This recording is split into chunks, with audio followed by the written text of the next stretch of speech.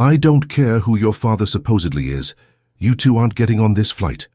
Kyle Manning's voice cut through the busy Atlanta terminal like a slap as he stared down at the two 17-year-old black teenagers. Quincy and Sienna Beaumont stood clutching their first-class boarding passes, their Wellington prep uniforms marking them as students from one of the city's most prestigious schools. The other passengers waiting in line exchanged knowing glances and smirks. Another case of entitled teenagers trying to game the system, thinking they could talk their way into seats they clearly couldn't afford. But then something extraordinary happened. The uncertainty in Quincy's voice disappeared. Her shoulders straightened. When she lifted her phone and looked directly at Kyle Manning, there was something burning in her dark eyes that made his condescending smile freeze on his face. "We're calling our father," she said, her voice no longer pleading. It was calm, controlled, and absolutely terrifying. Dead silence fell over gate 32. Kyle's fingers stopped mid-type. The smirking passengers suddenly looked uncomfortable, because everyone just realized they had treated exactly the wrong family with such prejudice. Hartsfield-Jackson Atlanta International Airport buzzed with its usual controlled chaos on this crisp Tuesday morning in October. Flight 847 to LaGuardia was scheduled to depart in 2 hours, giving the identical twins plenty of time to navigate what should have been a routine check-in process. Quincy and Sienna Beaumont had been planning this college tour trip for months. At 17, they were among Wellington Preparatory Academy's most promising students, Quincy with her 4. SAC GPA and early admission to Columbia's pre-law program, Sienna with her perfect SAT scores, and scholarship offers from NYU's business school. Their father, Victor Sinclair, had finally agreed to let them travel alone, a milestone that represented trust, independence, and the beginning of their adult lives. What made this trip even more special was that it marked the first time Victor had allowed his daughters to use the family name's full resources. First-class tickets, not as a display of wealth, but as a practical decision to ensure his daughters would be comfortable and well cared for during their important journey. The twins approached the Atlantic Premier Airlines check-in counter with the quiet confidence that came from excellent upbringings and legitimate business. Their boarding passes, printed at home, clearly showed seat assignments 2A and 2B. Their student IDs from Wellington Prep were pristine, their excitement barely contained beneath their composed exteriors. Kyle Manning looked up from his computer terminal with the practiced efficiency of someone who had processed thousands of passengers. But when his eyes settled on the 2 young black women in front of him, something shifted in his demeanor. The professional smile became strained, the welcoming tone turned cautious. "Tickets and identification," he said, his voice notably cooler than it had been for the white family he'd just helped. Quincy placed their boarding passes and student IDs on the counter with careful precision. "Good morning. We're checking in for Flight 847 to New York." Kyle picked up their documents, his eyebrows rising as he examined the first-class seat assignments. He turned the boarding passes over, held them up to the light, and examined them with the kind of scrutiny typically reserved for suspected forgeries. "These don't look right," he announced, loud enough for other passengers to hear. "Where did you get these tickets?" Sienna's jaw tightened slightly, but her voice remained steady. "Our father purchased them directly from Atlantic Premier's website. Is there a problem?" Kyle's lips pressed into a thin line. "I'll need to verify these. Wait here." He disappeared into a back office, taking their documents with him. The twins stood at the counter for nearly 15 minutes, while other passengers were processed efficiently around them. They could feel the stares, hear the whispered comments, sense the assumptions being made about 2 black teenagers with first-class tickets. When Kyle finally returned, he placed new boarding passes on the counter with an air of false authority. "There was an error in the system," he announced. "You've been reassigned to economy seats, gate 32. Quincy examined the new boarding passes, her brow furrowing. "But these aren't the seats our father booked. We're supposed to be in first class." Kyle leaned forward, lowering his voice with barely concealed hostility.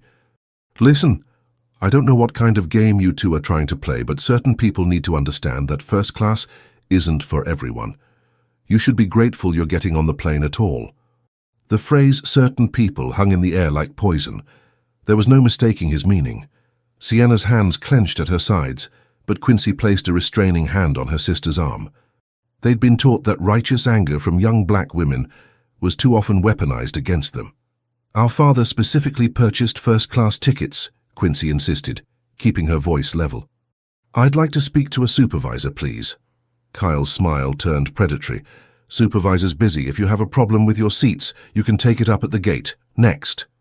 Humiliated and angry, the twins collected their altered boarding passes and moved away from the counter. Other passengers stared as they passed, some with sympathy, others with the smug satisfaction of having their assumptions confirmed. "We should call Dad," Sienna whispered. "No," Quincy replied firmly. "He has that board meeting today. He specifically asked us not to call unless it was an emergency. This feels like an emergency to me." "We'll handle it ourselves," Quincy assured her sister, though doubt crept into her voice. "Let's get through security first." But what they didn't know was that Kyle Manning was already on the phone with security, painting a picture of two suspicious teenagers who had tried to use fraudulent tickets. The discrimination they just experienced was only the beginning. What happened next would change everything they thought they knew about traveling while black. The TSA security checkpoint should have been routine. Quincy and Sienna had flown before, knew the procedures, and had packed carefully to avoid any complications. But as they approached the screening area, they noticed something troubling.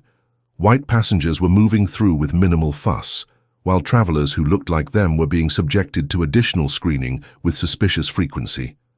"Random selection for enhanced screening," announced Agent Madison Pierce, though there was nothing random about the way her eyes had tracked the twins from the moment they entered the security area. The twins were directed to a separate screening lane, away from the general flow of passengers. Their carefully packed belongings were dumped onto tables for inspection. Agent Pierce's hands were rough as she pored through their personal items, examining their electronics with exaggerated suspicion. "What's this?" Pierce demanded, holding up Quincy's laptop. "It's a laptop for school," Quincy replied calmly. "I need it for my college interviews." Pierce opened the device, scrolling through files with no legal authority to do so. "Lot of legal documents on here.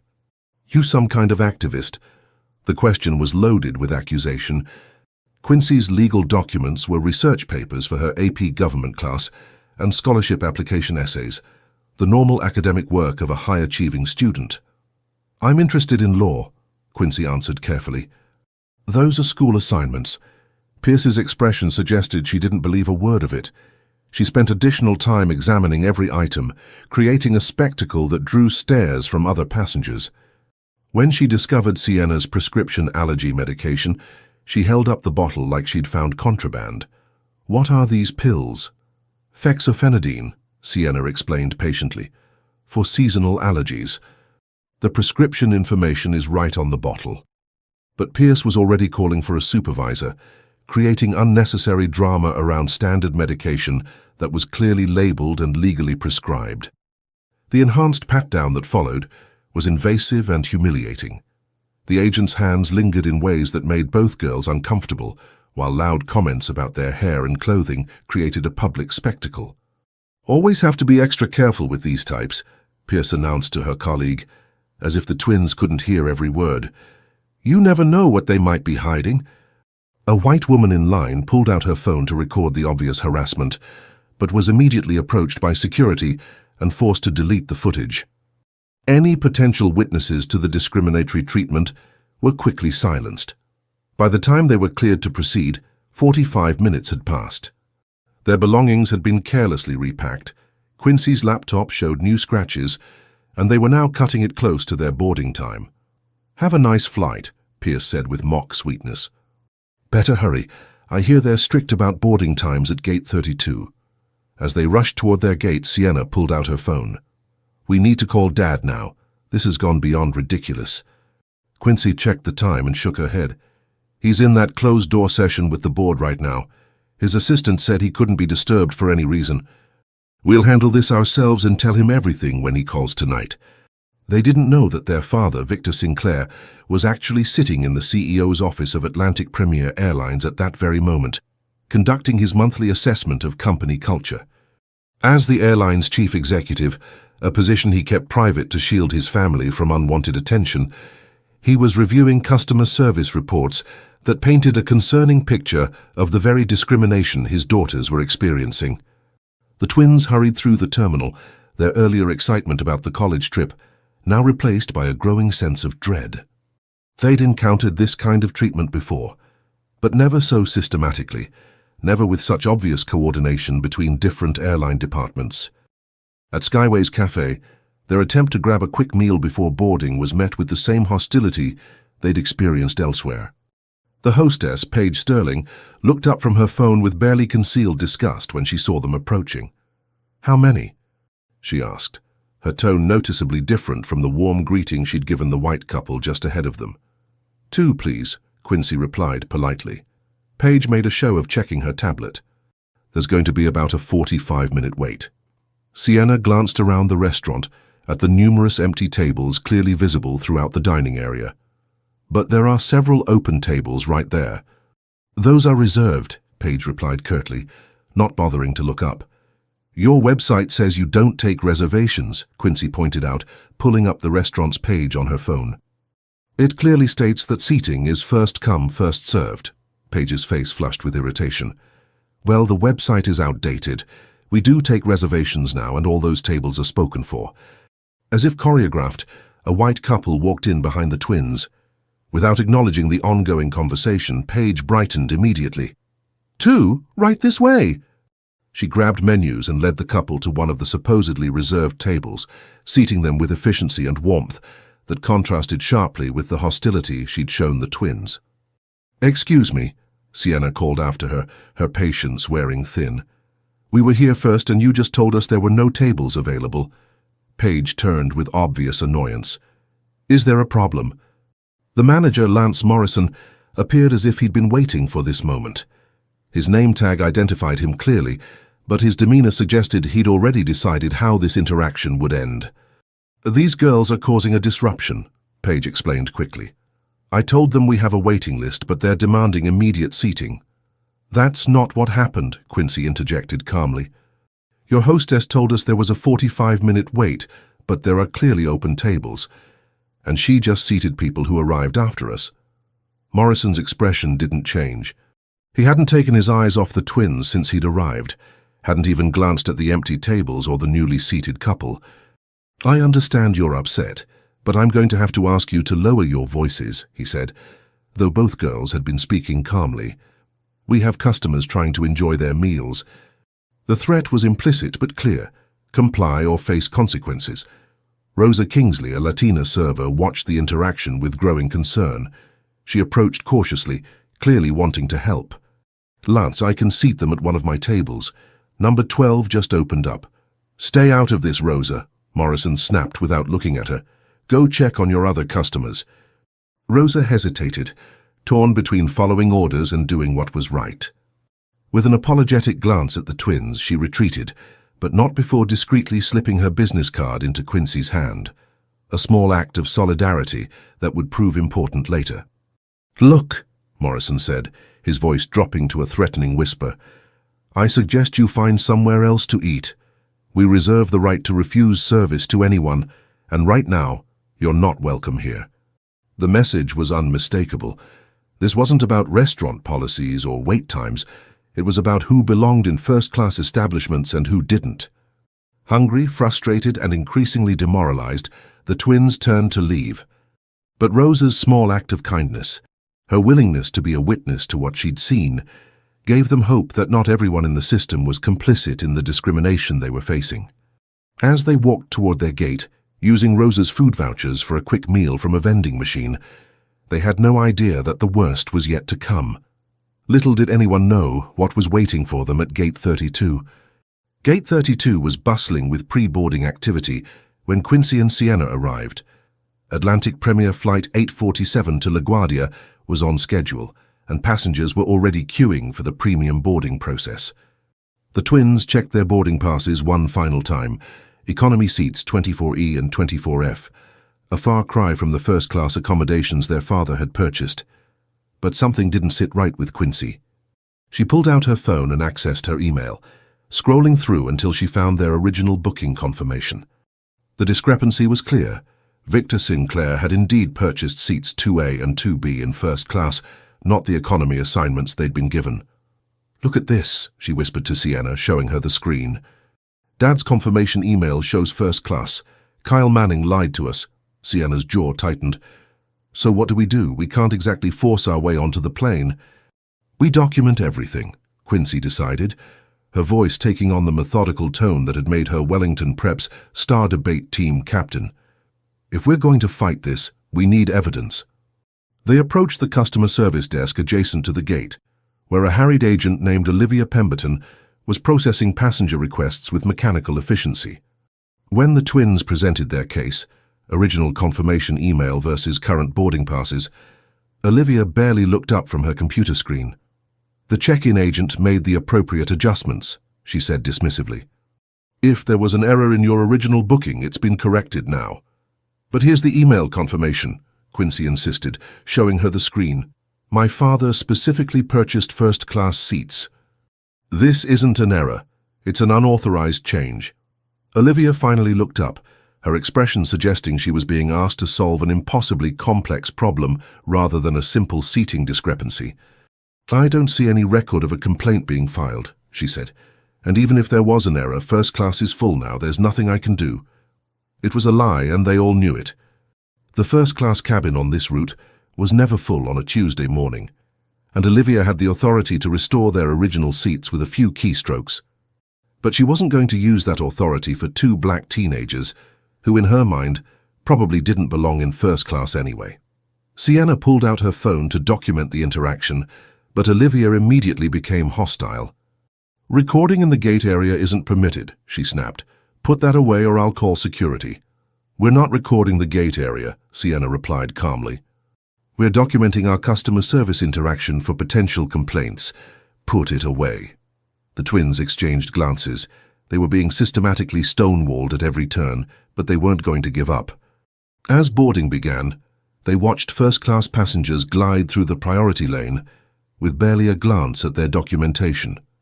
When general boarding was announced, they joined the line with resignation, hoping that at least they'd be able to reach New York and salvage their college interviews.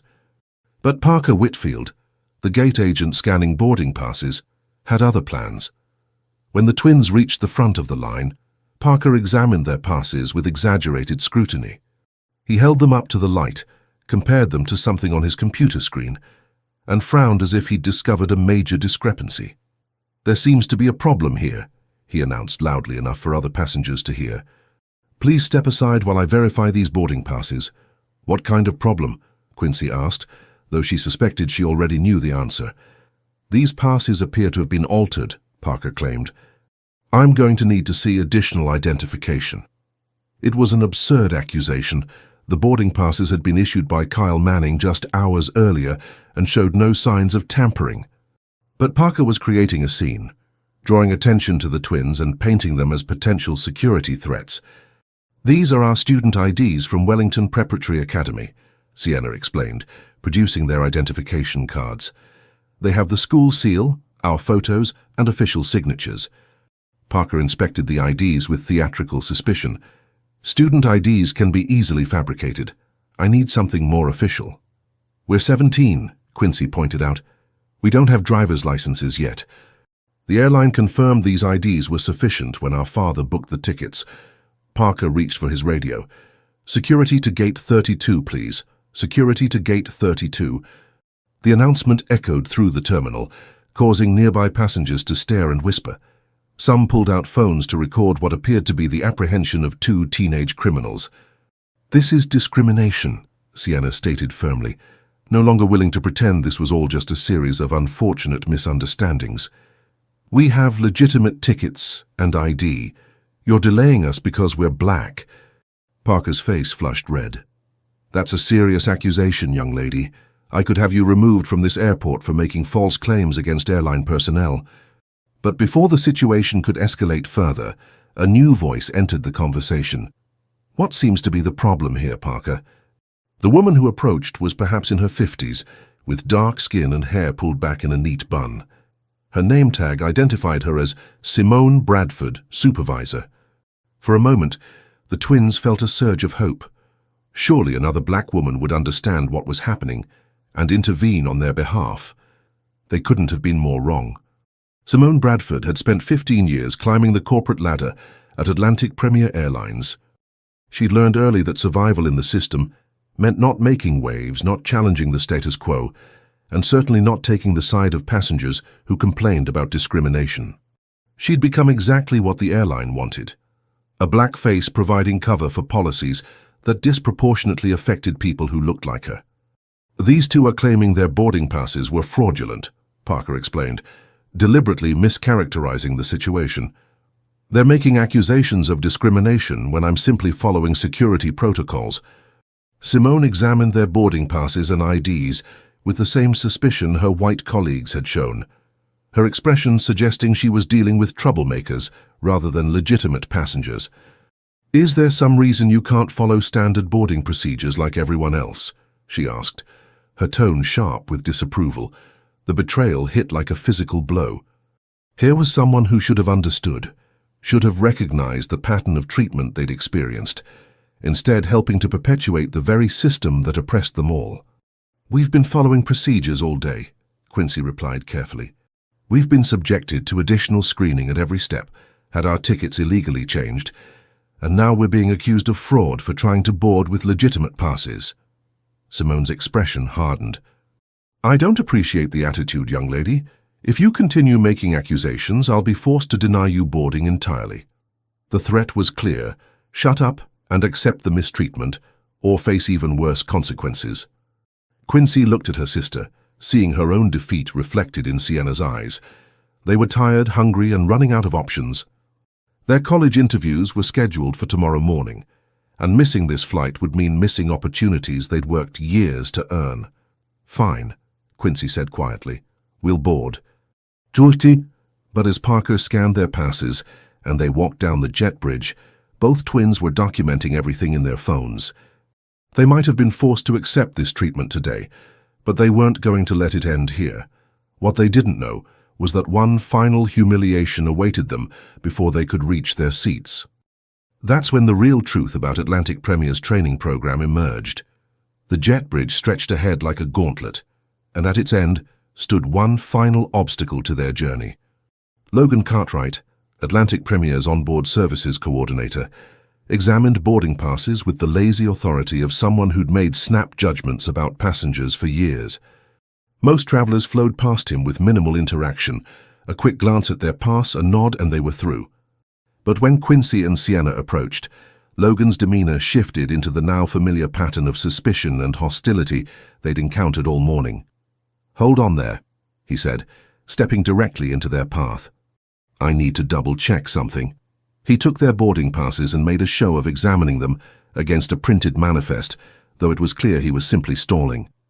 Other passengers were forced to wait behind them, creating exactly the kind of public embarrassment that had characterized their entire airport experience.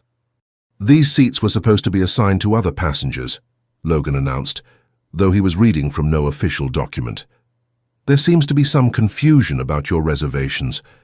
Quincy's patience, worn thin by hours of systematic mistreatment, finally reached its breaking point. "There's no confusion," she said, her voice steady but firm. "These are the seats we were assigned after our original first-class tickets were illegally downgraded. We've been harassed, delayed, and discriminated against at every step of this process, and we're not going to accept any more lies." The words hung in the air like a challenge. Logan's face flushed with anger. No one, especially not a black teenager, spoke to him with such directness. "That's it," he snapped, reaching for his radio. "Security to Jet Bridge 32, passenger removal required." Within minutes, 2 security guards appeared. Tom Bennett and Frank Miller both approaching with the aggressive posture of men who'd already decided the twins were the problem. "What seems to be the issue?" Bennett asked, addressing Logan rather than the twins. "These two are refusing to accept their seat assignments and making accusations against airline staff," Logan explained, painting a completely false picture of the situation. "They're becoming disruptive and interfering with boarding procedures." "We are not being disruptive," Sienna protested. "We're simply trying to understand why our legitimate tickets keep being questioned and changed." Miller, The larger of the two guards stepped forward with obvious intimidation. "Ma'am, I'm going to need you to lower your voice and cooperate with airline personnel." "We've been cooperating all day," Quincy replied, her voice remaining calm despite her rising anger. "We've submitted to illegal searches, accepted unauthorized changes to our tickets, and endured systematic harassment. We're not going to be intimidated into silence anymore." The jet bridge had become a public theater, with other passengers recording on their phones as the situation escalated. Some looked sympathetic. Others seemed convinced they were witnessing the apprehension of actual troublemakers. "Recording security procedures is prohibited," Bennett declared, though no security procedure was actually taking place. "I need everyone to put their phones away immediately." It was a lie designed to eliminate witnesses, but several passengers continued recording anyway, sensing they were witnessing something important. Logan pulled out a printed manifest and made a show of consulting it, though everyone knew he was simply trying to justify his earlier claims. "According to this document, these seats were reassigned due to overbooking," he announced. "These passengers will need to take alternative arrangements." "The flight isn't overbooked," Quincy stated flatly. "I can see empty seats in first class through the aircraft door. You're removing us because you don't think we belong here." The accusation of racism hung in the air, and Logan's reaction confirmed its accuracy. His face contorted with rage at having his motivations called out so directly. "That's enough," he snarled. "You two are banned from this flight. Security, escort them off the aircraft immediately." But Quincy wasn't finished.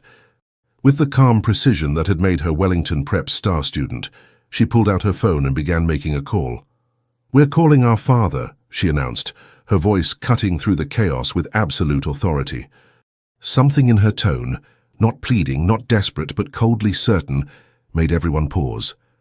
Logan, who had been gesturing dramatically to security, stopped mid-motion. The guards, who had been moving to physically remove the twins, hesitated. Because for the first time all day, Quincy Beaumont sounded like someone who had real power. "Dad," she said when the call connected, putting it on speaker so everyone could hear. "We're at Atlanta Airport, and Atlantic Premier Airlines is refusing to honor our tickets. We need your help." The voice that answered was calm, professional, and carried the unmistakable authority of someone accustomed to being obeyed. "Quincy, sweetheart, tell me exactly what's happening. Take your time." Logan tried to interrupt. "Miss, you can't make phone calls on the jet bridge." "Mr. Cartwright," the voice from the phone cut him off with icy precision. "This is Victor Sinclair. You will not interrupt my daughter again." The blood drained from Logan's face. Victor Sinclair wasn't just any concerned parent. He was Atlantic Premier Airlines Chief Executive Officer. The twins looked at each other in surprise. They knew their father was successful, but they'd never fully understood the extent of his influence in the aviation industry. "Now," Victor continued, his voice carrying across the jet bridge for everyone to hear, "I want you to listen very carefully to what my daughters are about to tell you. Because what you've done today isn't just wrong, it's about to cost Atlantic Premier Airlines everything." The silence that followed was absolute. Security guards stepped back. Logan looked like he might faint. Other passengers pressed closer, sensing they were witnessing something historic. "Quincy, Sienna," Victor said gently, "document everything that happened today. Every name, every incident, every witness. Because we're not just getting you home, we're going to make sure this never happens to anyone else." And in that moment, everyone realized they had treated exactly the wrong family with such prejudice. What they discovered next would destroy everything Atlantic Premier Airlines thought it knew about power. The jet bridge fell into stunned silence as the implications of Victor Sinclair's identity sank in. Logan Cartwright, who moments before had been aggressively confronting two teenagers, now looked like a man facing his own execution. The security guards stepped back, suddenly uncertain about their authority. Other passengers pressed closer, sensing they were witnessing something unprecedented. "Girls," Victor's voice carried clearly through the phone speaker, "I need you to stay exactly where you are. Don't move, don't accept any offers from airline staff, and keep recording everything. I'm implementing Emergency Protocol Alpha right now." Quincy and Sienna exchanged confused glances. "What's Protocol Alpha, Dad?" Sienna asked. You'll see in about 2 minutes, Victor replied grimly. And everyone who treated you like criminals today is about to learn why I kept my position in this company private. The twins had always known their father worked in aviation, but they'd assumed he was a regional manager or director. The revelation that he was the CEO of Atlantic Premier Airlines, one of America's largest carriers, recontextualized everything that had happened to them. Victor had deliberately kept his role secret, even from his daughters, as part of his comprehensive strategy to assess the company's culture without the artificial deference his title would command. He'd taken the CEO position 6 months earlier with a mandate from the board to transform Atlantic Premier's reputation and profitability. What he'd discovered during his covert observations had been deeply troubling, but he'd needed concrete evidence before taking action. His daughters had just provided that evidence in the most personal way possible. "Mr. Cartwright," Victor continued, his voice now carrying the full weight of executive authority, "you and your colleagues have just subjected the CEO's daughters to systematic racial discrimination. More importantly, you've revealed exactly how Atlantic Premier treats black customers when you think no one important is watching." Logan's face had gone pale. He tried to speak, but no words came. "Quincy Sienna," Victor said, "I need you to understand something. What happened to you today wasn't random. It wasn't a series of unfortunate misunderstandings. It was a systematic pattern of behavior that this company has allowed to flourish, because people like Mr. Cartwright believed they could treat certain customers differently without consequences." The twins began to comprehend the scope of what they'd experienced. This wasn't just about their individual mistreatment. It was about a corporate culture that had institutionalized discrimination. "But Dad," Quincy said, "if you're the CEO, why didn't you know this was happening?" "Because," Victor replied with bitter honesty, "people behave differently when they know the boss is watching. I suspected we had problems, but I needed to see how employees actually treated customers when they thought their actions wouldn't be scrutinized. Today, I got that evidence." Other passengers were now openly recording the conversation, understanding they were witnessing a corporate reckoning in real time. Some looked ashamed, realizing they'd witnessed discrimination without intervening. Others seemed amazed at the sudden reversal of power dynamics. Logan finally found his voice. "Mr. Sinclair, there's been a misunderstanding. We were just following standard security procedures. Mr. Cartwright," Victor's voice cut through the excuse like ice, "I have recordings of everything that happened to my daughters today. Kyle Manning at check-in illegally downgraded their tickets. Madison Pierce at security subjected them to invasive searches based solely on their race. Parker Whitfield at the gate created false security alerts. And you just attempted to remove paying passengers from an aircraft for the crime of expecting the service they purchased." Each name Victor mentioned hit like a hammer blow. The twins realized their father had been tracking their experience in real time, gathering evidence while they suffered through each humiliation. "Furthermore," Victor continued, "I have documentation showing that this pattern of behavior isn't isolated to today. Customer service reports, discrimination complaints, and employee testimonials have painted a clear picture of systematic bias that this company has not just tolerated, but actively enabled." The departure boards throughout the terminal began flickering with updates. Flight after flight started showing the same status.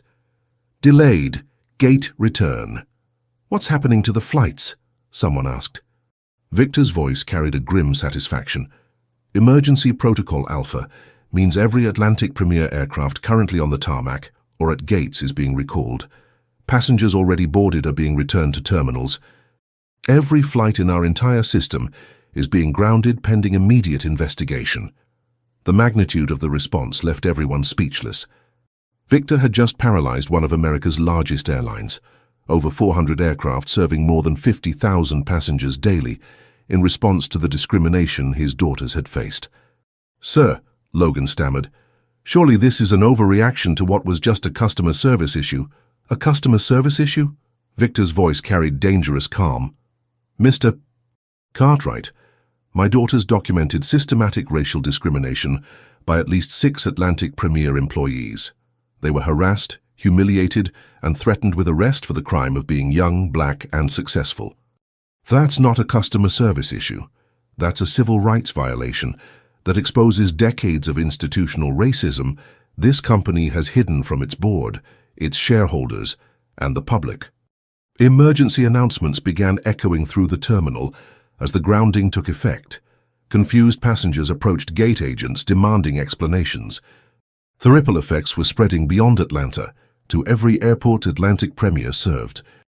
Now, Victor continued, I want every employee who interacted with my daughters today to report to the airport's administrative offices immediately. We're going to have a very public conversation about Atlantic Premier's treatment of minority passengers, and it's going to be recorded for regulatory review. Logan looked desperately at the security guards, but they were already backing away. Nobody wanted to be associated with the discrimination that had triggered this crisis. Quincy, Sienna, Victor said, his voice softening, you're not getting on that plane today. Instead, you're going to help me transform this entire industry. Because what happened to you happens to thousands of people every day, and today it stops. Saint, but what the twins didn't know was that powerful forces were already mobilizing to stop their father's investigation and protect the system that had enabled their mistreatment. What happened next would shock everyone. While chaos erupted at Hartsfield-Jackson Airport, an emergency meeting was convening in the mahogany-paneled boardroom of Atlantic Premier's Manhattan headquarters. The company's largest investor, Preston Harrington, stared at the financial report streaming across his multiple monitors with barely controlled rage. Every grounded flight was costing the airline approximately $50,000 per hour. With over 400 aircraft affected, the immediate financial impact was approaching $20 million, and the numbers were climbing every minute. But the monetary losses paled in comparison to the reputational damage that was beginning to spread across social media and news outlets. Get me Stephanie Reynolds in operations, Preston barked at his assistant. And conference in the other board members, everyone except Sinclair. Preston had opposed Victor's appointment as CEO from the beginning, arguing behind closed doors that the former tech executive lacked the cultural understanding necessary to run a major airline. What he'd meant, though he would never say it directly, was that a black CEO didn't belong at the helm of Atlantic Premier Airlines. He'd been outvoted by board members desperate for Victor's reputation as a turnaround specialist, but he'd never accepted the decision. Now Victor had handed him the perfect opportunity to rectify that mistake. Stephanie, I need you to handle something delicate, Preston said when Atlantic Premier's VP of Operations answered his call. Sinclair's daughters are still at Denver International, and they're the source of this entire crisis. I need them isolated and contained before they can cause any more damage.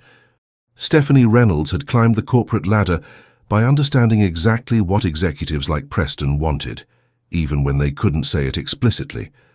What exactly do you want me to do? Get them away from public view.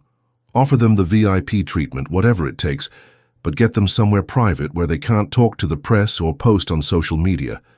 Frame it as protection from the chaos their father has caused. Stephanie understood perfectly. The twins needed to be silenced before their story gained more traction. Preston's next call was to Calvin Hughes, Atlantic Premier's IT director. I need everything those girls have done today erased. Security footage, ticket records, employee reports, everything. Make it look like a system glitch if anyone asks. Calvin hesitated. Sir, that would involve altering official records. If this becomes a legal matter, it involves protecting this company from a rogue CEO who's abusing his authority, Preston corrected sharply. The board will back you up. Just do it. Within an hour, Preston had orchestrated a comprehensive counter-offensive. The airline's PR team began seeding stories about disruptive teenagers causing a scene at Atlanta Airport.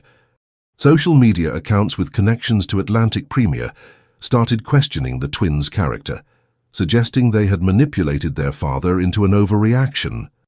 News outlets were receiving press releases emphasizing the economic impact of the grounding, while dismissing the discrimination claims as unverified allegations currently under internal review. Meanwhile, Stephanie Reynolds had arrived at Atlanta Airport with a security detail and was approaching the twins with what appeared to be genuine concern. Quincy, Sienna, she greeted them warmly, as if they were old friends. I'm Stephanie Reynolds, VP of Operations. I can't tell you how deeply disturbed I am by what I'm hearing about your experience today. Her smile seemed sincere, her body language open and sympathetic. Behind her stood 4 security guards positioned at a discreet distance, but clearly part of her entourage. Your father asked me to personally ensure your comfort and safety while this situation is resolved, she continued. We've prepared our VIP lounge for you, away from all this chaos. Private bathrooms, comfortable seating, refreshments, anything you need. Quincy, still on the phone with Victor, gave Stephanie a measured look. Dad, Stephanie Reynolds is here. She wants to take us to the VIP lounge. There was a pause before Victor responded, his voice tinged with suspicion. Put her on speaker. When Stephanie heard Victor's voice, her smile faltered almost imperceptibly before she recovered. Victor, I'm so glad we connected. I just want to assure you that I had no idea about any of this until I got your emergency alert. I'm horrified, truly horrified, and I'm here to personally make sure your daughters are taken care of. That's very thoughtful, Stephanie, Victor replied, his tone carefully neutral. But my instructions to Quincy and Sienna were explicit. They are to remain in public view in the main terminal, where they can be seen by other passengers, and where any interactions with airline staff will have witnesses. Stephanie's smile tightened. Of course I understand your concern, but really with all the commotion and media attention gathering, it might be safer and more comfortable for them in the lounge. Actually, Sienna interjected, we're quite comfortable right here, but thank you for your concern. Stephanie's carefully crafted facade began to crack. She leaned closer to the twins, lowering her voice so that only they and their father on the phone could hear. Listen carefully. Your father has created a major crisis for this airline. Thousands of passengers are stranded, millions of dollars are being lost, and his position is becoming very precarious. The smart move for your family would be to quietly accept our hospitality and allow the adults to resolve this situation professionally. The threat beneath her words was unmistakable. Is that a threat to my daughters, Stephanie? Victor asked through the phone, his voice dangerously quiet. Stephanie straightened, realizing she had miscalculated. Not at all, Victor. I'm simply concerned about their well-being in this chaotic environment. Then you'll understand why they're staying exactly where they are, following my explicit instructions, Victor replied. And Stephanie, the next time you attempt to intimidate my children, clear out your office first. It will save you a trip back to collect your things later. The line went dead, leaving Stephanie staring at the twins with barely concealed fury. Without another word, she turned and walked away, her security detail following. But the twins didn't know that Stephanie was immediately calling Preston Harrington, reporting that direct intimidation had failed and recommending they accelerate to more aggressive tactics. The battle was expanding beyond the airport into a broader war for control of Atlantic Premier Airlines. What they also couldn't know was that their social media accounts were already under attack, with fabricated posts appearing to paint them as entitled troublemakers who had manipulated their father into overreacting. Little did anyone know what came next. Calvin Hughes stared at his computer screen in Atlantic Premier's IT department, his hands trembling slightly as he processed Preston Harrington's instructions. Erasing security footage and altering passenger records wasn't just unethical, it was potentially criminal. But the pressure from the board was immense, and his job was on the line. As he initiated the deletion protocols, a notification popped up on his screen. Access denied. Security protocol alpha active. Calvin frowned. He had administrative privileges that should override any standard security protocols. He tried again, with the same result. Then he noticed something else, a small icon in the corner of his screen indicating active monitoring of his system. Someone was watching his every move. His phone rang, displaying an unfamiliar number. Mr. Hughes, came a calm, intelligent voice when he answered. This is Quincy Beaumont. I believe you're trying to access security footage from Atlanta Airport. Calvin nearly dropped the phone in shock. How did you get this number? How are you monitoring my system? I'm something of a programmer myself, Quincy replied with matter-of-fact confidence. Dad's mentioned you before. Said you were one of the most ethical people in the IT department. That's why I'm calling instead of just logging your attempts to alter evidence. Calvin's mind raced. He hadn't considered that Victor Sinclair's daughter might have technical skills of her own, or that she'd been anticipating corporate attempts to cover up what had happened. "Look, this is a misunderstanding," he began weakly. "No misunderstanding," Quincy cut him off. "I've been backing up evidence all day. Every interaction, every recording, every ticket change is stored on secure cloud servers that neither you nor Mr. Harrington can access. I've also written scripts that are scanning social media for any altered posts, supposedly from our accounts. Did you know impersonation is a federal offense, Mr. Hughes?" Calvin felt sweat beading on his forehead. "I'm just following orders." "From Preston Harrington, not from the CEO," Quincy corrected. "You have a choice right now. You can continue trying to erase evidence of racial discrimination, which is itself illegal, or you can do the right thing." While Quincy was handling the IT director, Sienna had been reaching out to witnesses they'd encountered throughout the day. Rosa Kingsley, the sympathetic server from Skyway's cafe, had responded immediately to Sienna's message. "I've been documenting Lance Morrison's behavior for months," Rosa wrote. "I've attached recordings I made secretly of him making racist comments about customers after you left. He told me to stop helping those people because they don't belong in first-class establishments." Other passengers who had witnessed their treatment at various checkpoints were finding them on social media, sending their own recordings and statements of support. The digital evidence was mounting, creating a counter-narrative to the corporate spin that Preston was trying to establish. But the attack on their reputation was intensifying as well. Fabricated social media posts supposedly from the twins' accounts began circulating, showing them bragging about manipulating their father, making racist comments of their own, and displaying entitled behavior that played into every negative stereotype. Quincy, anticipating this exact tactic, had already contacted Wellington Prep's IT administrator, Ms. Chen, who had mentored her in advanced programming. Together, they verified and published the twins' actual social media history, complete with timestamps and metadata that proved the recent posts were fabricated. These fake accounts were created within the last 2 hours, Quincy posted on her verified Twitter account. The IP addresses trace back to Atlantic Premier's corporate offices. Screenshot everything before they delete the evidence. The digital battle was becoming a public spectacle. Tech-savvy supporters began analyzing the fake posts, exposing the clumsy attempts at character assassination. Meanwhile, the authentic recordings and witness statements were creating an undeniable pattern of systematic discrimination. Preston Harrington watched his carefully orchestrated cover-up collapse in real time. Not only had the twins anticipated his moves, but they'd turned his tactics against him, generating even more negative publicity for Atlantic Premier. "Sir," his assistant reported nervously, "the hashtag Atlantic Premier discrimination is trending nationally. We're getting thousands of reports from other passengers sharing their own experiences with discrimination on our flights." What had begun as an attempt to silence 2 teenagers had opened the floodgates to a much larger conversation about racism in the airline industry. Current and former Atlantic Premier employees were coming forward with their own stories, describing a corporate culture where discriminatory behavior was not just tolerated, but actively encouraged. Calvin Hughes made his decision. Instead of erasing evidence, he began securing it, placing copies on protected servers where even executive access couldn't delete them. He sent Victor Sinclair a direct message. "I'm preserving the evidence, not destroying it. I'll testify if needed." It was a career-risking move, but as he watched the coordinated attack on 2 innocent teenagers escalate, he couldn't be part of it any longer. By evening, what had begun as Preston's counteroffensive had transformed into a digital uprising.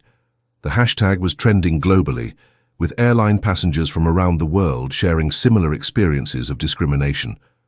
The twins' systematic documentation of their experience, combined with the obvious attempts to silence them, had created exactly the kind of authenticity that resonated across social media platforms.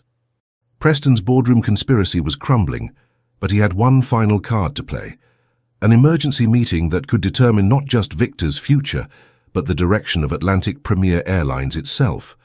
What they discovered next would destroy everything. The Atlantic Premier Airlines emergency board meeting convened virtually at 8 p.m. Eastern, with 14 grim-faced executives appearing on screens across the country. Preston Harrington had spent the afternoon securing tentative support for his motion to remove Victor Sinclair as CEO, framing the crisis as an emotional overreaction that was destroying shareholder value.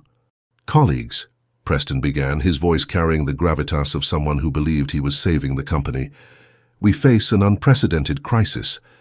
Our CEO has grounded our entire fleet over what appears to be a personal family matter, potentially violating his fiduciary duty to this company and its shareholders." The stock price had fallen 18% since the grounding began, and the financial losses were mounting by the hour. Several board members nodded in agreement, their concern evident as Preston built his case methodically. "I move that we temporarily relieve Victor Sinclair of his duties, pending a full investigation into his actions today. This isn't about race, as some are already suggesting in the media. This is about sound business judgment and fiscal responsibility." Before anyone could second the motion, Victor appeared on screen, his expression calm but determined. The background behind him showed not his usual office, but what appeared to be a conference room, filled with documents and multiple computer screens. "Before you vote on Mr. Harrington's motion," Victor said, his voice carrying absolute authority, "I believe you should have all the facts." He pressed a button, and his screen was replaced by a series of documents, charts and images that made several board members lean closer to their monitors. "What you're seeing is a comprehensive report on discrimination complaints against Atlantic Premier Airlines over the past 5 years, Victor continued. Complaints that were systematically buried by previous management that was appointed during Mr. Harrington's tenure as executive chairman. The data was staggering. Discrimination complaints against Atlantic Premier were 340% higher than the industry average. Internal reports documenting this pattern had been deliberately concealed from the board and shareholders, creating massive legal and financial liabilities that could exceed $800 million. Preston's face flushed with anger. "This is a distraction from the matter at hand. Your emotional overreaction to your daughter's experience is costing this company millions." "My daughter's experience was not an isolated incident," Victor countered, his voice steady as steel. "It was a textbook example of the discriminatory culture that has festered within this airline for years, a culture that represents massive legal and financial liability that has been concealed from this board." He switched to another screen, showing pending lawsuits and regulatory investigations.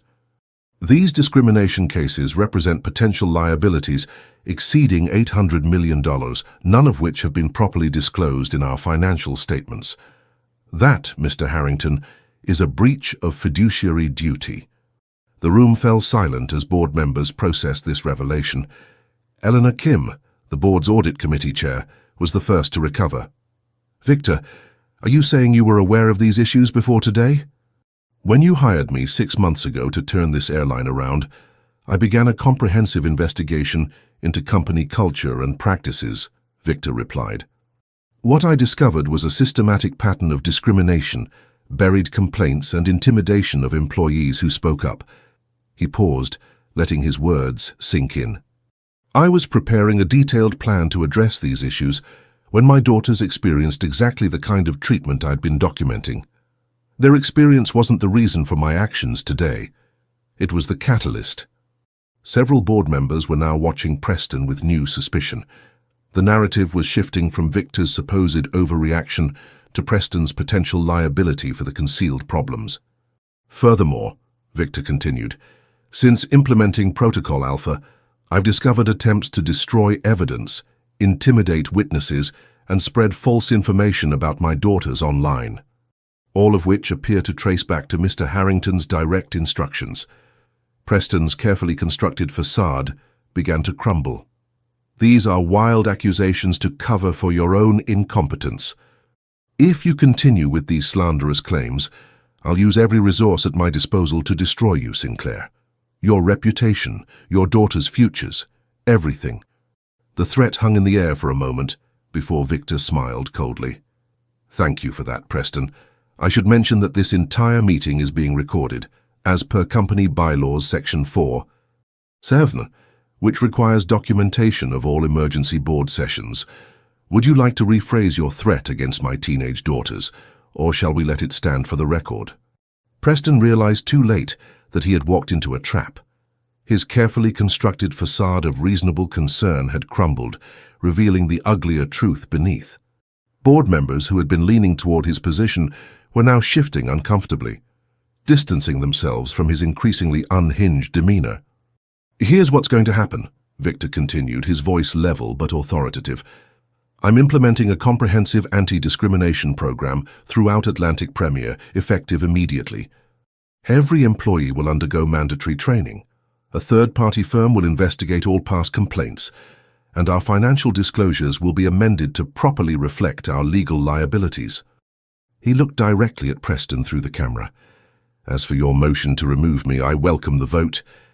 But let me be clear. If I'm removed, my first call will be to the SEC regarding the deliberate concealment of material financial liabilities. My second will be to the Department of Justice Civil Rights Division regarding the systematic discrimination and subsequent cover-up attempts." The boardroom fell silent. Preston's motion died without a second. One by one, board members voiced their support for Victor's plan, eager to distance themselves from what was clearly becoming a legal and public relations disaster. By the meeting's end, even Preston had been forced to abstain rather than stand alone in opposition to the comprehensive reforms. But the real challenge was just beginning. The Atlantic Premier discrimination story exploded across national news the following morning. What had begun as coverage of an unusual airline grounding had transformed into a major investigation of corporate discrimination practices. The twins, with their father's blessing, had published a detailed account of their experience, alongside all the evidence they'd gathered. Their post, simply titled, "What Happened to Us at Atlantic Premier Airlines," laid out each incident chronologically, supported by witness statements, recordings, timestamps, and documentation. It was measured in tone, factual rather than accusatory, and devastatingly effective because of that restraint. Within hours, Mark's Atlantic Premier discrimination was the top trending topic nationally, with other victims of discrimination sharing their stories and creating an avalanche of testimony that could no longer be dismissed as isolated incidents. Kyle Manning, the check-in agent who had started the twins' ordeal, gave a defensive interview to a local Atlanta station that only worsened his position. "I was just following procedures," he insisted, though he could not specify which procedures required him to downgrade paying passengers tickets or subject them to extra scrutiny. When pressed by the interviewer, his response, "Certain people don't know how to behave in first class," was caught on camera, confirming rather than refuting the accusations of bias. Madison Pierce, the TSA agent who had conducted the invasive security screening, was placed on administrative leave after multiple witnesses came forward describing her pattern of targeting minority passengers for excessive searches. The body camera footage that she claimed didn't exist was discovered in archived files, showing exactly the kind of biased treatment the twins had documented. Parker Whitfield, the gate agent who had created false security alerts, was transferred to desk duty pending investigation. His history of passenger complaints revealed a troubling pattern of aggressive behavior toward travelers who didn't fit his demographic profile. The restaurant manager Lance Morrison was suspended after Rosa Kingsley provided recordings of his racist comments about customers. Her secret documentation of his behavior over several months painted a picture of systematic bias that the restaurant chain could no longer ignore. But the most significant development was in the corporate offices, where Preston Harrington's carefully constructed world was collapsing around him.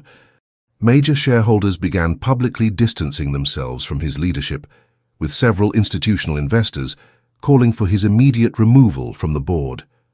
His business reputation, built over decades of ruthless efficiency, began crumbling as the recording of his threats against the twins spread virally. The audio clip of his rage-filled voice promising to destroy two teenage girls for speaking out against discrimination was played on every major news network, creating exactly the kind of public relations nightmare that ended corporate careers. Meanwhile, the employees who had discriminated against the twins found themselves facing an uncomfortable spotlight.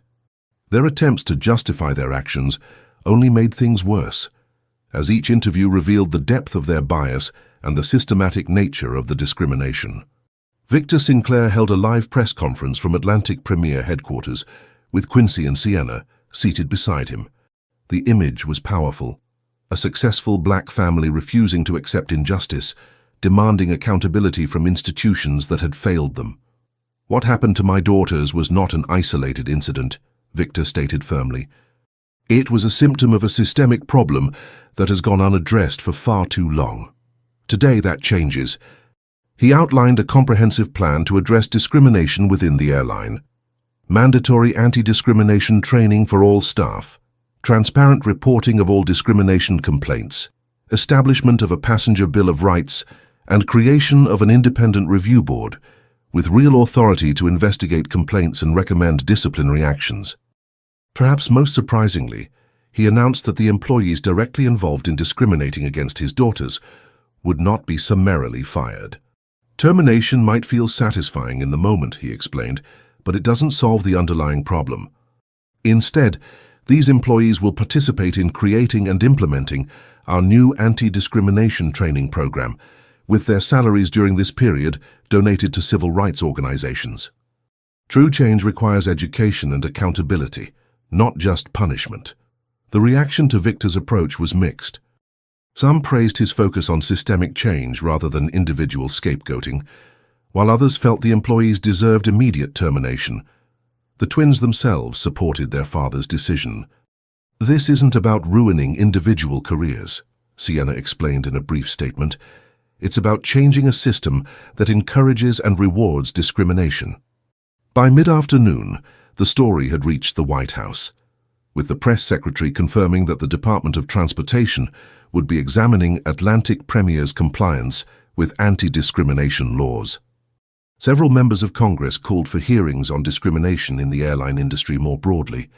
The transformation that had begun with one phone call at a gate was now reshaping an entire industry. Other airlines, seeing the catastrophic damage to Atlantic Premier's reputation, began implementing their own anti-discrimination measures preemptively. But the consequences were just beginning to unfold. If you believe that Quincy and Sienna deserve to be treated with the same respect as every other passenger, type "respect" below. 6 weeks after the incident at Atlanta Airport, Atlantic Premier Airlines looked like a completely different company. The transformation hadn't been easy. Changing a corporate culture that had enabled discrimination for decades required more than policy changes and training videos. It required a fundamental shift in how the company viewed its relationship with customers and employees. The Accountability Council that Victor had created was meeting in Atlantic Premier's Atlanta training facility, a diverse group of 20 people tasked with redesigning the airline's approach to customer service and human relations. The council included civil rights experts, customer service specialists, former victims of discrimination, and, most surprisingly, the employees who had discriminated against the twins. Kyle Manning sat uncomfortably at the conference table, listening as Rosa Kingsley described the impact of workplace discrimination on employees who witnessed it but felt powerless to intervene. "Every time I saw Lance make racist comments about customers, I died a little inside," Rosa explained. "But I needed my job. I have 2 kids to support, so I stayed quiet and hated myself for it." Kyle shifted in his seat. 6 weeks of intensive workshops and testimonies had forced him to confront patterns in his own behavior that he'd previously rationalized away.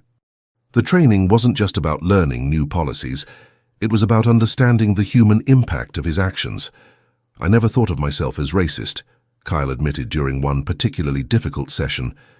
"I thought I was just doing my job, following procedures. But listening to all these stories, I realized I was creating different procedures for different people based on assumptions I didn't even know I was making." Madison Pierce's transformation had been even more dramatic. The TSA agent who had subjected the twins to invasive screening was now working with federal authorities to identify patterns of bias in airport security procedures. "I convinced myself that extra screening of certain passengers was keeping everyone safe," she said during a recorded interview that would become part of Atlantic Premier's training materials. "But when I really examined my decisions, I realized I was screening people based on stereotypes, not actual security concerns." The most profound change was in Simone Bradford, the supervisor who had betrayed the twins' expectations by siding with the discriminatory system.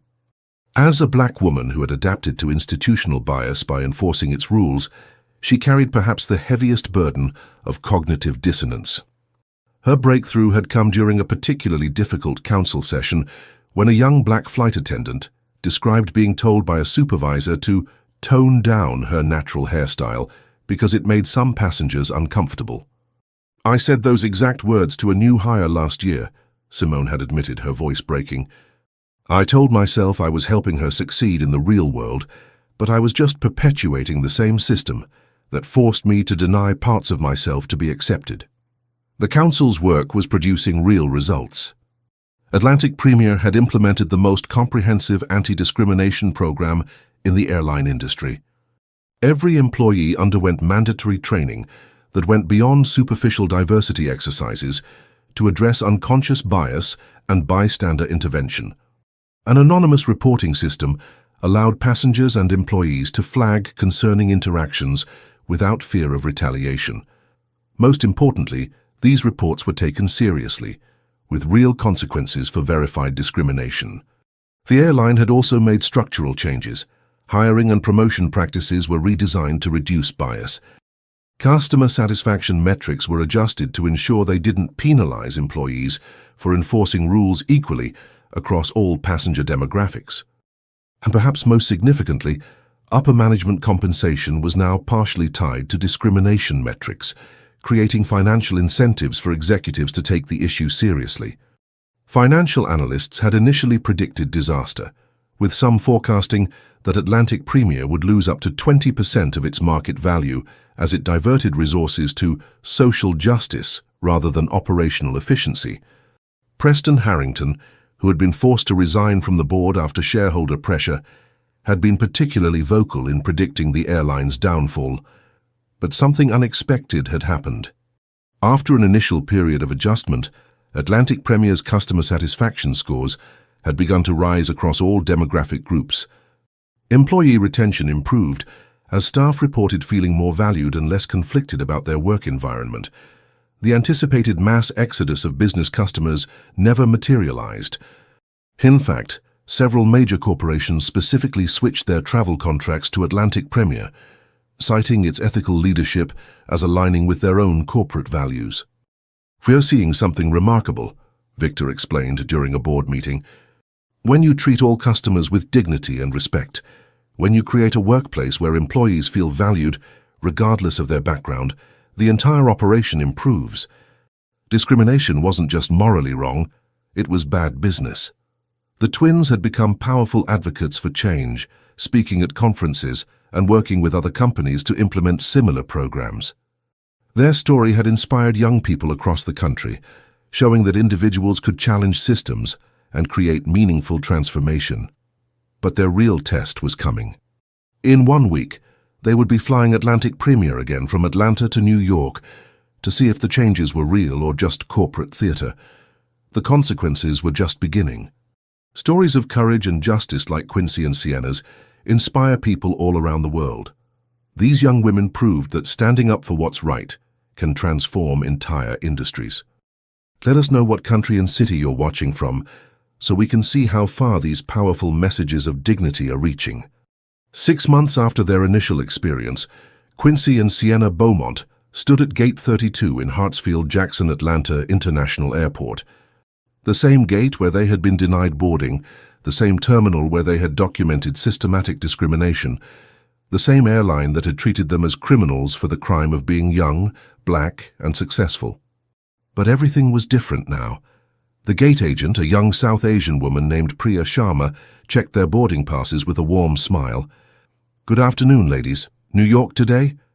She handed back their IDs without excessive scrutiny, treating them with the same casual efficiency she showed every passenger. "Yes," Quincy replied, still slightly amazed that this ordinary interaction, unremarkable to most travelers, represented such a profound change from their previous experience. They boarded the aircraft without incident, settling into their first-class seats as other passengers filed past. The transformation wasn't just in policies and procedures, It was in the basic human dignity that was now extended to every customer, regardless of their appearance or background. As they taxied toward the runway, Sienna looked out the window at the busy airport. "Do you ever think about what would have happened if we'd just accepted that first ticket change?" she asked her sister. "Sometimes," Quincy admitted. "But then I remember Rosa's recordings of Lance's racist comments, or Calvin's testimony about being ordered to delete evidence, or all the other passengers who came forward with their stories. This was bigger than just us." The flight attendant making the safety announcement was Diane Washington, a black woman whose natural hairstyle would have been deemed unprofessional under the old Atlantic Premier policies. She moved through the cabin with confidence and pride, representing the kind of authentic diversity the company now embraced rather than merely tolerated. As the aircraft climbed toward cruising altitude, the twins reflected on the journey that had brought them here. The discrimination they'd faced had been real and painful, but their response had created ripple effects they never could have imagined. Kyle Manning was now leading sensitivity training sessions for customer service representatives, using his own experience as an example of how unconscious bias could destroy customer relationships. His transformation from discriminatory agent to advocate for change had become a powerful testament to the possibility of redemption. Madison Pierce had become a federal consultant on airport security bias, working with the TSA to identify and eliminate discriminatory screening practices. Her expertise in recognizing the patterns she'd once perpetuated made her uniquely qualified to help prevent future incidents. Parker Whitfield had left the airline industry entirely, enrolling in a master's program in social work. His experience of being held accountable for his actions had led to profound personal change, and he was now dedicated to helping others examine their own biases. Simone Bradford had been promoted to Director of Customer Experience, leading Atlantic Premier's transformation efforts. Her journey from enabler to advocate had made her one of the most respected voices in corporate diversity initiatives. Even Lance Morrison, the restaurant manager who had banned them from Skyways Cafe, had undergone significant change.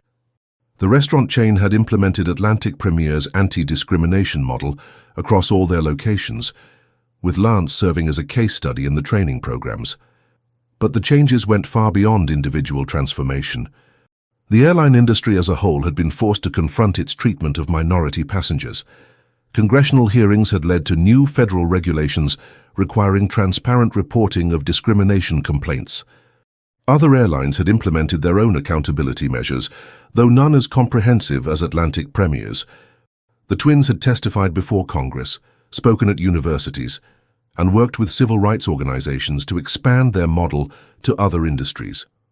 Their story had become a catalyst for broader conversations about institutional discrimination and the power of individual action to create systemic change. As their flight approached LaGuardia Airport, Quincy opened her laptop to review her notes for tomorrow's presentation at Columbia Law School. She was a freshman now, having deferred her admission by a year to work on anti-discrimination advocacy. Sienna was at NYU's business school, focusing on corporate ethics and social responsibility. "Ladies and gentlemen, we're beginning our descent into New York," came the captain's voice over the intercom. "On behalf of the entire crew, thank you for flying with Atlantic Premier Airlines. We know you have choices in air travel, and we appreciate your trust in us to provide not just safe transportation, but service that honors the dignity of every passenger." The words were more than corporate script. They represented a fundamental shift in how the airline viewed its mission. Transportation wasn't just about moving people from one place to another. It was about treating every human being with respect and dignity. As they deplaned at LaGuardia, the twins were approached by a young black girl, perhaps 8 years old, traveling with her family. "Are you the sisters who changed the airplane company?" she asked with innocent directness. Quincy knelt down to the child's eye level. "We're Quincy and Sienna. What's your name?"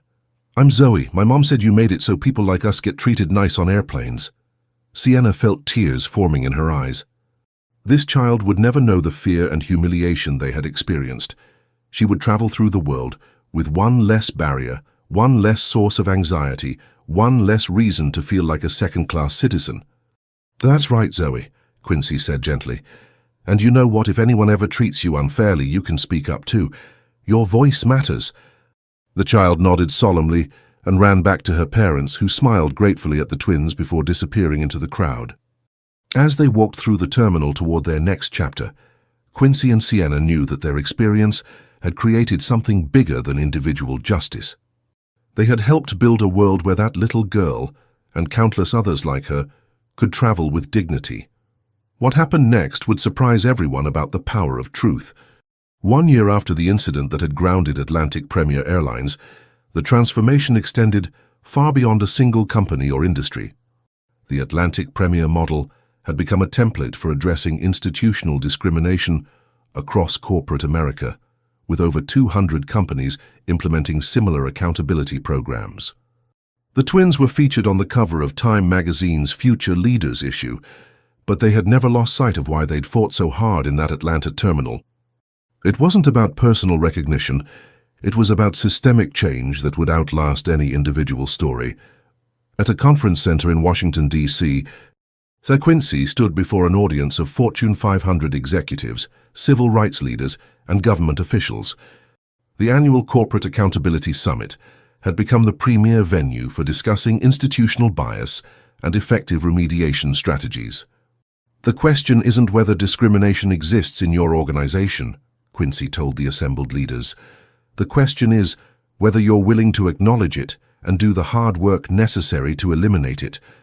Her presentation included data that was both encouraging and sobering. Discrimination complaints across the airline industry had dropped 40% since Atlantic Premier's transformation began. Customer satisfaction scores for minority passengers had improved dramatically across all carriers. But the data also revealed how pervasive the problem had been and how much work remained to be done. Sienna, now a sophomore at NYU and founder of the Corporate Ethics Institute, addressed the business case for anti-discrimination programs. Atlantic Premier's stock price has increased 60% since implementing comprehensive bias training, she reported. Employee retention is up 30%. Customer loyalty has improved across all demographics, and the company has avoided over $400 million in potential discrimination lawsuits. The numbers told a story that even the most profit-focused executives couldn't ignore. Treating people with dignity wasn't just morally right, it was financially smart. Victor Sinclair had become one of the most respected CEOs in America, but his focus remained on expanding the transformation beyond Atlantic Premier. He was working with other industry leaders to establish mandatory bias training across the transportation sector, using federal contracting requirements to incentivize change. "We can't rely on corporate goodwill alone," he explained during a panel discussion. "Sustainable change requires structural incentives that make discrimination costly and equality profitable." The regulatory landscape had shifted dramatically as well. The Department of Transportation now required quarterly discrimination reporting from all commercial airlines. The Department of Justice had established a corporate bias investigation unit that conducted surprise audits of companies with federal contracts. The Equal Employment Opportunity Commission had gained new authority to impose financial penalties for systematic discrimination, creating real consequences for companies that failed to address bias in their operations. But perhaps the most significant change was cultural. The phrase Atlantic Premier moment had entered the business lexicon, describing any situation where hidden institutional bias was suddenly exposed to public scrutiny. Corporate leaders now understood that discrimination wasn't just a legal or ethical issue, it was a reputation risk that could destroy decades of brand building in a matter of hours. The twins had used their platform to address broader issues beyond air travel. They worked with hotels, restaurants, retail chains, and healthcare systems to implement accountability programs. Their book, When Dignity Demands Justice, had become required reading in business schools across the country. But they never forgot where their journey had begun or the people who had helped them along the way. Rosa Kingsley was now Atlantic Premier's Director of Employee Advocacy, leading programs that encouraged staff to report bias without fear of retaliation. Her secret recordings of discriminatory behavior had become a catalyst for creating safe spaces for witnesses to speak up. Calvin Hughes had been promoted to Chief Information Security Officer, not despite his decision to preserve evidence of discrimination, but because of it. His refusal to participate in the cover-up had demonstrated the kind of ethical leadership Atlantic Premier now valued above all else. Even the employees who had initially discriminated against the twins had found new purposes. Kyle Manning's sensitivity training programs had been adopted by 12 other airlines. Madison Pierce's bias detection protocols were being implemented in airports nationwide. Their transformation from perpetrators to advocates proved that people could change when given the opportunity and support to examine their actions honestly. Preston Harrington had quietly retired from corporate life, his attempted cover-up having destroyed his reputation and influence. But his downfall had sent a clear message to other executives. The old ways of protecting discriminatory systems were no longer sustainable.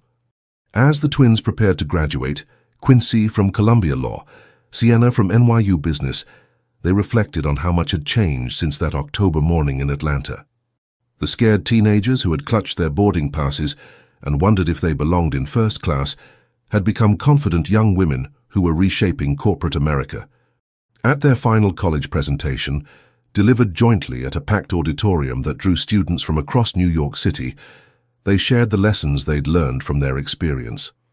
"The most important thing we discovered," Quincy told the audience, "is that systems don't change themselves.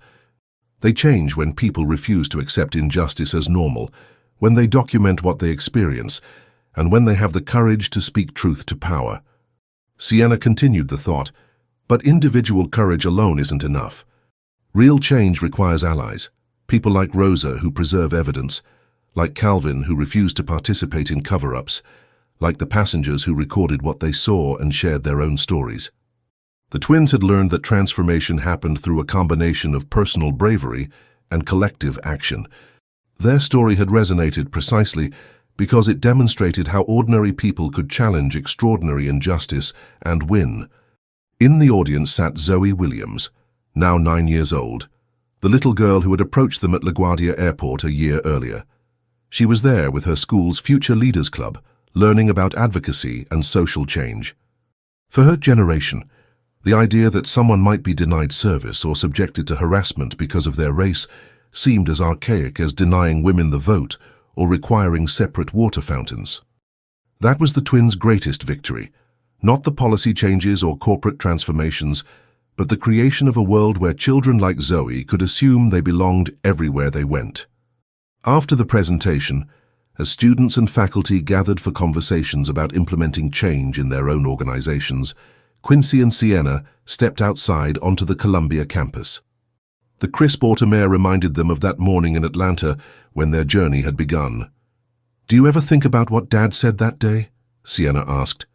"About how transformation comes through fire." "Every day," Quincy replied, "but I also think about what we proved, that when you refuse to accept good enough as good enough, when you demand that institutions live up to their stated values, change is possible." They walked toward the subway, two young women who had learned that the arc of justice doesn't bend toward equality on its own. It bends because people like them grab hold of it and pull. Their phones buzzed simultaneously with a news alert. "Breaking. Federal Aviation Administration announces mandatory bias training for all commercial aviation employees based on Atlantic Premier model." Sienna smiled. "Looks like our work isn't done yet." "It never is," Quincy agreed, "but that's okay. Every generation has to choose whether to accept the world as it is or fight for the world as it should be." As they descended into the subway, joining the diverse crowd of New Yorkers heading home, they carried with them the knowledge that individual courage, when combined with institutional accountability, could create change that lasted far beyond any single story. The twins had started their journey as passengers denied boarding. They were ending it as leaders who had helped build a more just society. One policy change, one training program, one transformed heart at a time. Their father had been right about transformation coming through fire. But they had learned something even more important. When you refuse to be consumed by that fire, you can use it to forge something stronger and more beautiful than what existed before. The phone call that had grounded an airline had ultimately elevated an entire industry. The discrimination that was meant to diminish them had instead amplified their voices. The system that had tried to silence them had been forced to listen. And in conference rooms and training centers across America, in airports and boardrooms and courthouses, people were still learning the lesson that Quincy and Sienna Beaumont had taught the world, that dignity is not negotiable, justice is not optional, and change is always possible when people have the courage to demand both. The transformation was complete, but the work continued, because in a world where discrimination still existed, there would always be more gates to walk through, more systems to challenge, more victories to win. And somewhere in Atlanta, at Gate 32 of Hartsfield-Jackson International Airport, passengers of all backgrounds were boarding their flights with the dignity and respect that every human being deserved, the legacy of two teenagers who had refused to accept anything less. Thank you to everyone who typed respect, and to all who shared their locations from around the world. Your global support means everything. If these stories inspire you, please subscribe to join our community and help us share more incredible tales of courage and justice. Until next time, keep believing in the power of truth.